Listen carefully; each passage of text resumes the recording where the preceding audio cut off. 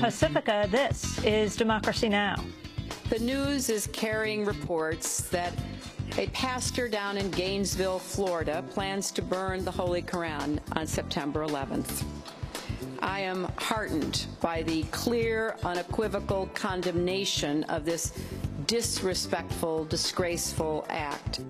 Global condemnation grows over a Florida church's plan to burn the Quran on September 11th.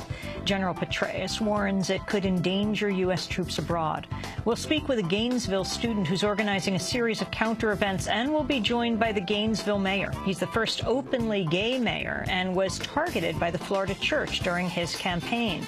Then, how does it feel to be a problem, being young and Arab in America? We'll talk to author Mustafa Bayoumi. But first, 13 dead and hundreds wounded in Mozambique in a police crackdown over protests against high food prices. We'll speak with Raj Patel. He says Mozambique's food riots are the true face of global warming. And going to jail for friending someone on Facebook? Veteran animal rights and environmental activist Rod Coronado is ordered back to federal prison after accepting a friend request on Facebook from fellow activist Mike Roselle. All that and more coming up.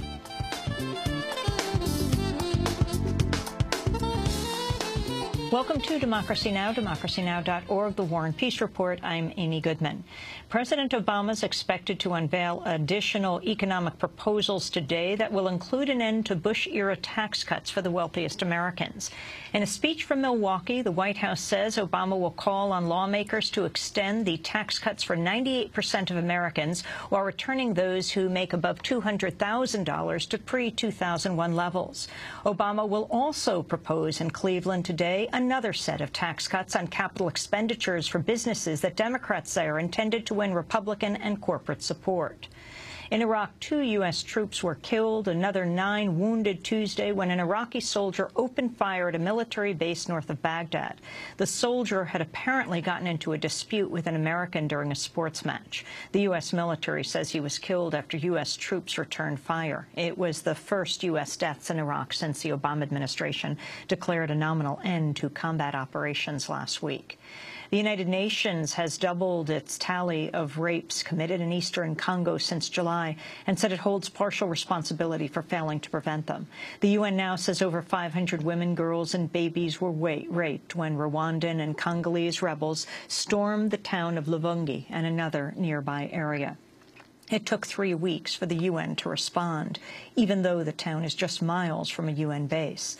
On Tuesday, the Assistant Secretary General for Peacekeeping, Atul Khare, said the UN is partially at fault.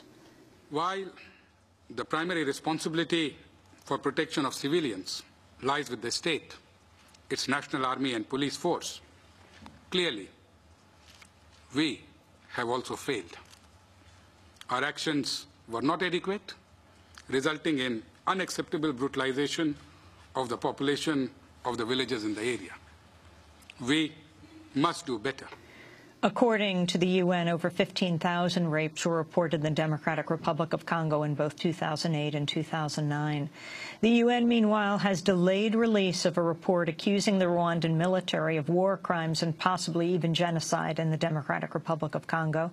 A draft of the report leaked last month said Tutsi-led Rwandan troops and their rebel allies killed tens of thousands of members of the Hutu ethnic group after the 1994 Rwandan genocide. The delay of the report comes after Rwandan Foreign Minister Louise Mushikiwabo said its publication could spark Rwanda's withdrawal from the UN's peacekeeping mission in Darfur. We made it very clear to the highest authorities within the United Nations. And we're saying today the United Nations has leaked the draft of this report. It has commented on the leaked drafts, which is why we're also commenting on it. And we're saying that we are very seriously considering withdrawing our troops from Darfur, and that we have instructed our commanders to make contingency plans for our troops to come home. The report has now been delayed until next month. The Associated Press is reporting a torture-linked former CIA officer has returned to the agency as a private contractor. The officer, identified only as Albert, was accused of revving an electric drill and holding an unloaded handgun near the head of a prisoner at a secret CIA jail in Poland. Albert left the CIA after being reprimanded, but has since returned as a contractor to train other operatives and conduct intelligence work. In Los Angeles, protesters and police officers have clashed for 2 consecutive days over the fatal shooting of a Guatemalan immigrant. Police say they killed 37-year-old Manuel Jimenez after he refused to drop a knife and lunged at 3 officers. Jimenez was a day laborer and the father of 3 children. On Tuesday, 22 people were arrested after protesters clashed with police officers near where the shooting occurred. The U.S. government's facing a lawsuit seeking to end searches of international travelers' laptops and other electronic devices without probable cause. On Tuesday, the American Civil Liberties Union and 2 other groups filed suit asking a judge to declare the searches unconstitutional. The lawsuit says over 6,500 people have had their electronic devices searched at U.S. border crossings in the past 2 years. The Senate is facing renewed calls to finalize a $1.25 billion settlement for African-American farmers in a class-action lawsuit over long-time racial discrimination. The settlement was reached earlier this year, but Republicans have blocked the required congressional approval. On Tuesday, the head of the National Black Farmers Association, John Boyd, appeared outside a federal courthouse in Lower Manhattan with a mule intended to symbolize the Civil War-era promises to freed black slaves. Speaking to Tavis Smiley of PBS, Boyd called for a cloture vote on the settlement by the end of the month. I'm interested in a cloture vote before the end of the month of September so that the black farmers can receive their settlement. This just has been going on too long. This has been going on too long. And if this fails, it's not just a failure for the black farmers. This is a failure for black people in this country, and it would be a failure for the American people if we can't get this done. You can go to democracynow.org for our full interview with John Boyd. In electoral news, Arizona's Democratic Party has filed a complaint over a Republican effort to recruit local election candidates onto the Green Party ballot to siphon off votes. A Republican operative named Steve May has openly admitted to signing up homeless people to run for state office and various local commissions. The Green Party has urged its supporters not to back the Republican-engineered candidates. A former biotech analyst who blew the whistle on deceptive tactics at the Wall Street firm Rodman and Renshaw has been ordered to pay the company millions of dollars in damages. Matthew Murray was fired in 2006 after asking his superiors to downgrade a favorable rating of the biotech giant Halozyme Therapeutics, a big Rodman client.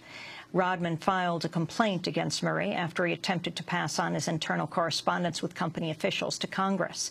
Last month, the Financial Industry Regulatory Authority awarded Rodman $10.7 million in damages, a figure that could reach $15 million with interest. Human Rights Watch has received a $100 million donation from the billionaire currency speculator and philanthropist George Soros. It's Soros's largest ever donation to a non-governmental organization and the highest single donation the group has ever received. So originally, I wanted to give away all my money during my lifetime, but I changed my mind because the foundation has now a mission that I think it can perform without me, and I think it will be a necessary mission, namely providing financial support to civil society to hold the governments accountable for their actions, how they spend the money and how they behave. And the Reverend Lucius Walker has died at the age of 80. Reverend Walker was the executive director of the Interreligious Foundation for Community Organizations, known as IFCO, and founder of Pastors for Peace. A longtime advocate for ending the U.S. embargo against Cuba, Reverend Walker took part in numerous U.S.-Cuba friendship caravans. Speaking to caravan participants in 2009, Reverend Walker called for a radical shift in U.S. policy. We don't consider Cuba our enemy, but rather our neighbor. And as people who are motivated by the great teachers of faith, we believe that we ought to love our neighbors. That means we have to act contrary to U.S. policy, which is an imposition of a blockade against Cuba to try to force it to do the will of the U.S. rather than to pursue its own path towards a better world. Reverend Lucius Walker had celebrated his 80th birthday in Cuba in July. You can go to our website at democracynow.org for our interviews with Reverend Walker. I went with him to Peru to meet Lori Berenson years ago in prison. And those are some of the headlines. This is Democracy Now! Democracy